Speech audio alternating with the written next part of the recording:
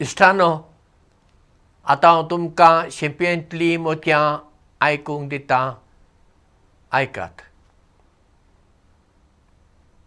एका गांवांत एकटो साधू रावतालो आनी जायतो लोक ताचे लागीं बूद विचारपाक येतालो, ताचे विचार आयकूंक येतालो.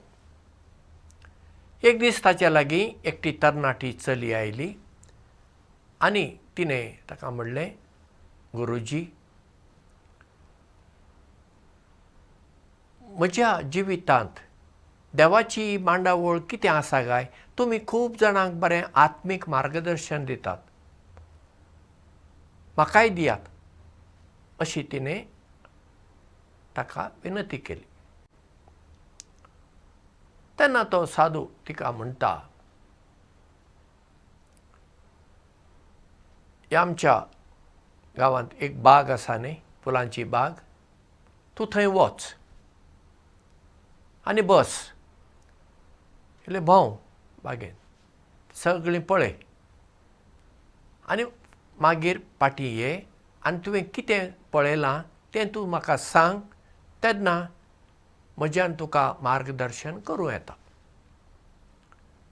ती चली त्या ल्हान शारांत आसल्या एके बागेंत गेली, थंय बसली आनी मागीर बागेंत दुसरीं फुलां आसात तें सगळें तिणें पळयलीं, झाडां आसात, रूख आसात.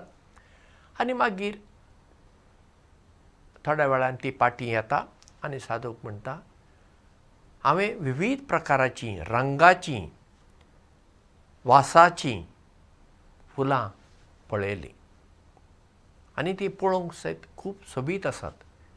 आकार वेगळो, रंग वेगळो अशें. पूण तेच बरोबर थंय थोडे कळे आसात, बड्स, ते आजून फुलूंक नात. तांचो आजून पुरतो परमळ भायर येवंक ना आनी तांची पुरती सोबाय तितली येवना. जशें फूल फुलतच सोबाय येता तशें तांची येवंक ना. पूण तेय खूब आसात झाडांचेर, तेय हांवें पळयले. आनी मागीर अशीं थोडीं झाडां आसात, ताका फुलां नात, फकत रंगारंगाचीं पानां आसात आनी त्या रंगारंगाच्या पानांक लागून तें झाड पळोवंक सोबीत दिसता. आनी थोडीं झाडां अशीं आसात, त्या पानांक रंगच ना, पूण तें पळोवंक सोबीत दिसता, कित्याक खूब पानांनी भरलां, गच्च अशें भरलां, ताचो आकारूय बरो दिसता पळोवंक. आनी तसलीं झाडां हांवें पळयलीं. तेन्ना तो साधू म्हणटा, फूल फुलतच ताची सोबाय सगळ्यांक दिसता, ताचो परमळूय दुसऱ्यांक येता, ताचो पुरतो आकारूय दुसऱ्यांक दिश्टी पडटा. बरी गजाल. पूण फूल फुलच्या आदीं तें फूल एक कळो आसता, बड. आतां तूं तशा भशेन एका कळ्या भशेन आजून तुवें फुलचें आसा, तुजें व्यक्तित्व हेरांक दाखोवचें आसा, जीं कितें देणी तुजे भितर आसात तीं सगळीं तुवें भायर हाडूंक आसा, तुजो परमळ हेरांक वांटूंक आसा, तुजी देणी हेरांक दाखोवंक आसा. म्हणजे जिवितांत तुका आजून जायती वाट चलची आसा, ती तुवें चलूंक जाय. खंयचेंय फूल एका दिसान फुलना. पयलें बारीक कळो आसता, मागीर मातसो मोठो जावन मोठो जावन मोठो जावन मागीर एक दीस तें फुलता. आनी जीं झाडां तुवें पळयल्लीं तांकां फुलां नात, फकत पानां आसात आनी रंगारंगाचीं पानां आसात. तशें तुज्या जिवितांत तुवें रंगारंगाचें व्यक्तित्व वाडोवंक आसा. आनी थोडीं मागीर तुवें झाडां पळयलीं, त्या पानांकूय रंग ना, पूण एकूच रंग, पाचवो, तरी तें झाड पळोवंक सोबीत दिसता.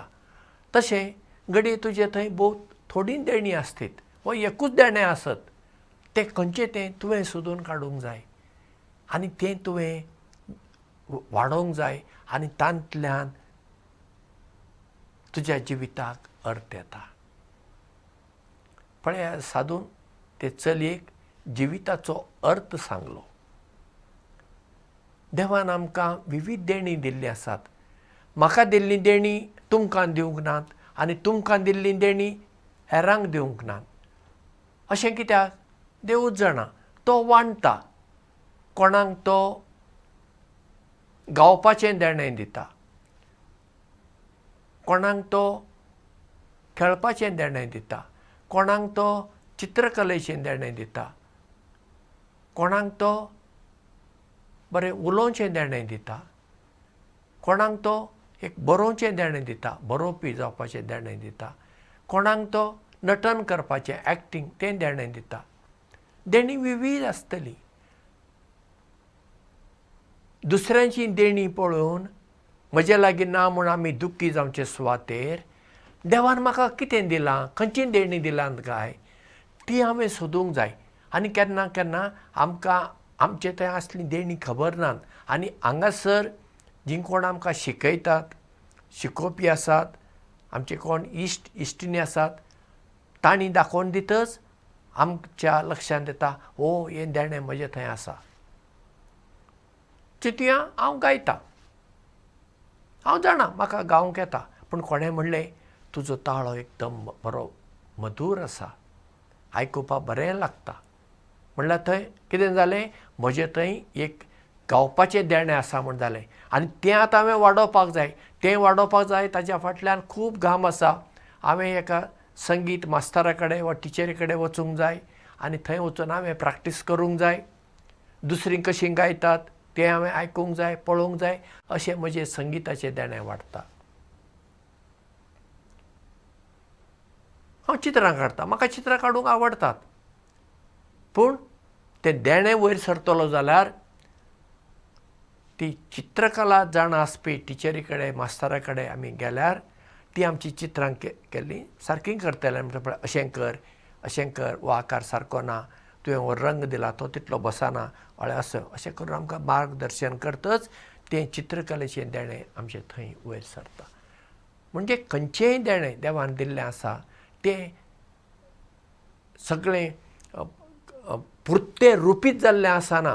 तें इल्लें आसता, थोडें आसता. तें आमच्या घामान, आमच्या वावरान दिसान दिसा करून करून करून करून इल्लें इल्लें वाडून मागीर तें फुलता, परमळटा, सोबाय दिता. म्हणटच आमची देणी खंयची ती आमी सोदून काडुया. दुसऱ्यांची देणी खंयची ती तांकां सोदपाक आदार करुया. आमची देणी आमी आमच्या जिवितांत वाडोवया. हेरांक तांची देणी वाडोवंक सहकार दिवया. आनी अशें आमी जिवितांत वयर सरतना हेरांकूय आमचे बरोबर जिवितांत वयर हाडूंक आदार करपी निस्वार्थी मनशां जावया. देव बरें करूं आनी मोग आसूं.